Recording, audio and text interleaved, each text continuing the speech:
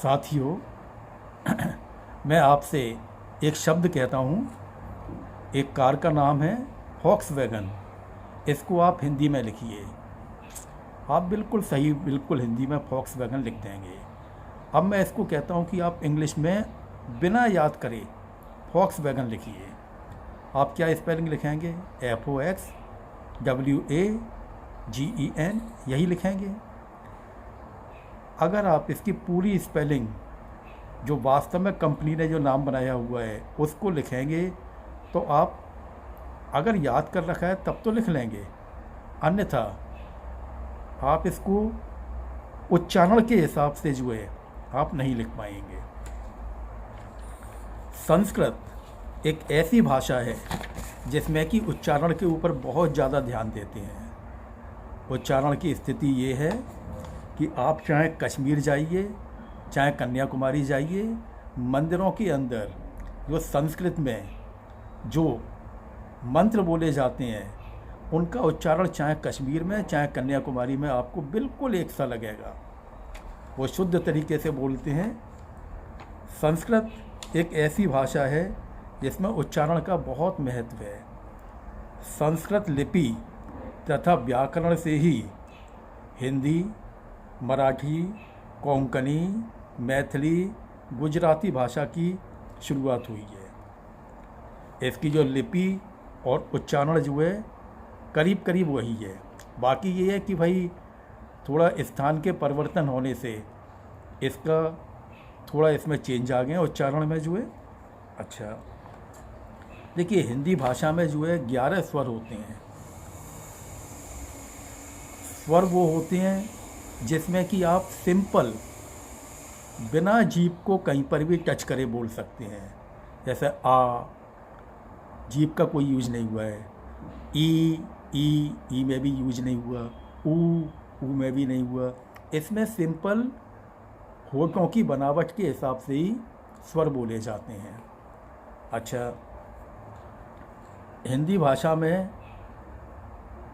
हिंदी या संस्कृत भाषा में जो हैं स्वर जो होते हैं वो हैं छोटा आ, बड़ा आ, छोटी ई, बड़ी ई, छोटा ऊ, बड़ा ऊ।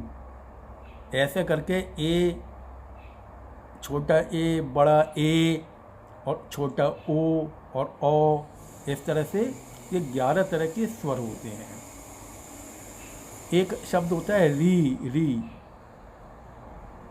ये स्वर नहीं माना जाएगा क्योंकि इसमें आप जो है इसमें जीभ को टच कर देते हैं कहीं पर जो है। व्यंजन जो होते हैं वो होते हैं जिसमें कि जीभ को तालु, कंठ, मूर्धा या दांतों में या अपना होठों से बोले जाते हैं, उनको कहते हैं व्यंजन। अब जैसे हिंदी में टोटल 33 व्यंजन होते हैं। अब हिंदी में जो है वर्ग बना रखे हैं। जैसे मुंह की अगर शेप आप देखें तो इस मुंह की शेप में मैंने कंठ दिखाया हुआ है, तालु दिखाया हुआ है, मूर्धा दिखाया है, दंत दिखाया है तथा ओठ जो होते हैं उनको दिखाया हुआ है। हिंदी में आपके एक का वर्ग होता है। उसमें 4 ये व्यंजन जो है का, खा, गा, घा, ये कंठ से बोले जाते हैं और इसको कंठ को और भी अंदर की तरफ करते जाते हैं। का में शुरू में बोलते हैं, फिर खा में और अंदर से ऐसे करके ये चले जाते हैं। एक है चा वर्ग में जो है ये तालु से बोले जाते हैं। चा, छा, जा, झा। इसमें भी वही है कि भाई जो आपने जो तालु में टच किया है जीभ से, वो धीरे धीरे और अंदर की तरफ होते जाते हैं। इसके बाद आता है टा वर्ग। टा में जो है टा, ठा, ढा, ढा, ये होते हैं। ये बेसिकली मूर्धा से बोले जाते हैं। इसके बाद अगला वर्ग आता है ता वर्ग में क्या होता है कि आपका दांतों को प्रयोग करके बोला जाता है।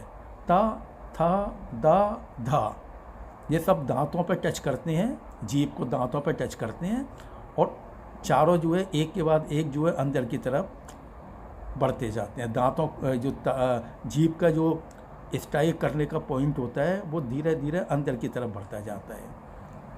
इसके बाद एक होता है पा वर्ग। पा वर्ग में जो है ये आपका होठों से बोले जाते हैं। पा, फा, वा, भा। इसमें जो है होठों का भी वही हिसाब है। पा जो है बिल्कुल ये होठों की जो टिप होती है उससे बोला जाता है पा, फा, वा, भा। इस तरह से बोला जाता है। इसके बाद हिंदी में जो है एक होते हैं अंतस्थ। ये 4 हैं, या, रा, ला, वा। ये बेसिकली क्या है कि इसमें शब्द को बोलते समय, इन व्यंजन को बोलते समय आप जो है थोड़ा सा जो है जीभ को टच भी करते हैं और साथ में हवा अंदर की तरफ खींचते हैं, इसलिए इनको अंतस्थ कहा गया है। अच्छा, 3 व्यंजन और हैं, सा, श, श। सा, श, श।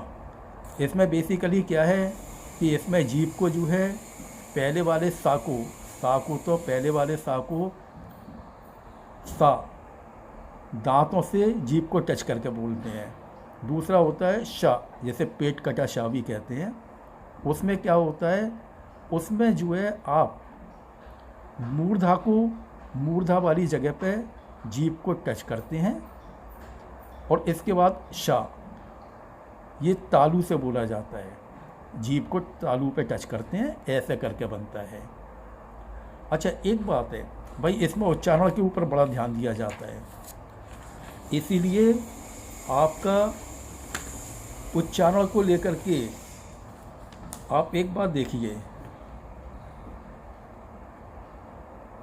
हिंदी में आप जैसे बोलेंगे, जिस तरह से आप बोलेंगे बिल्कुल वैसे ही लिखेंगे। 10 लोग बैठे हुए हैं, आपने एक शब्द बोला कि भाई आप लिखिए युधिष्ठिर, सब लोग बिल्कुल वही लिखेंगे, कोई इसमें अंतर नहीं होगा। जबकि इंग्लिश में एक बड़ी समस्या आती है। इंग्लिश में स्वर टोटल 5 हैं, बाकी 21 व्यंजन हैं।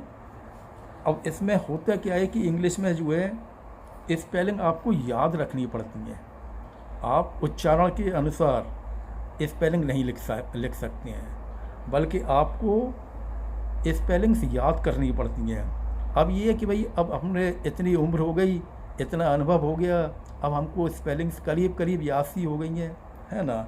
इसी उच्चारण को लेकर के ही ब्रिटेन की इंग्लिश में और अमेरिका की इंग्लिश में अंतर भी है, इसीलिए जो है। अब जैसे इंग्लिश में क्या है, बहुत सारे शब्द साइलेंट हो जाते हैं। जैसे मैं आपसे कहूँ ऑफिन की स्पेलिंग लिखिए, ऑफिन आप लिखेंगे OFTEN। इसमें टा का उच्चारण तो नहीं आया है कहीं पर भी, परंतु चूँकि आपने इसको इतने सालों से यूज़ किया है तो आप इसको याद हो गई है, आपके सब कॉन्शियस माइंड में ये भरा हुआ है कि भाई इसमें OFTEN लिखना है। ऐसे ही आपका एक और चीज़ है, आप इंग्लिश में 2 शब्द हैं, एक आप लिखते हैं केमिस्ट्री, CH से शुरू होता है, और दूसरा शब्द है चोपड़ा, सेम CH से शुरू होता है। अब कहीं पर आप केमिस्ट्री कहते हैं, कहीं पर उसको चोपड़ा कहते हैं। ऐसे ही देखिए, आपका हिंदी में लिखना है रीता, रूपक या पूनम, ये लिखना है।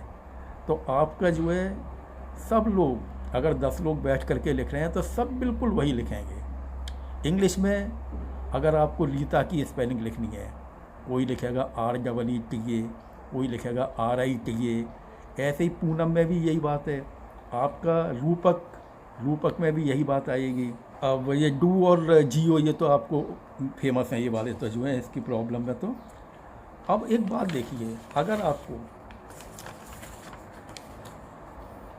इंग्लिश में स्पेलिंग बना करके लिखना है अग्रवाल, ये अग्रवाल लिखने के 7-8 तरीके बन जाते हैं।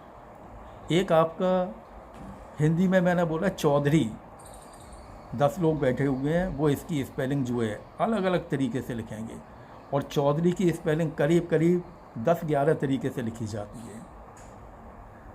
देखिए ये सब बातें ठीक है जो मैंने बोला है कि भाई आपका जो है हिंदी और इंग्लिश की ये समस्या है, परंतु फिर भी इंग्लिश को जानना बहुत ज़रूरी है। इंग्लिश के ज्ञान की वजह से ही, चाहे आपने याद करके करा चाहे जैसे करा, इंग्लिश के ज्ञान की वजह से ही आज हमारे यंग जनरेशन के लड़के लड़कियां जो हैं विदेशों में जा रहे हैं और वहाँ पर अच्छी पोस्ट पर बैठे हुए हैं।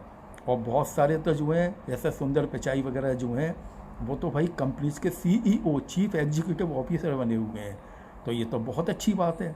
अगर हम इंग्लिश के माध्यम से दुनिया पर छा सकते हैं तो हमको इंग्लिश सीखनी चाहिए। वैसे भी दुनिया के अंदर जो है ये कम्युनिकेशन का एक माध्यम है। अंत में मेरी आपसे प्रार्थना है कि कृपया आप मेरे इस चैनल को सब्सक्राइब करें। धन्यवाद।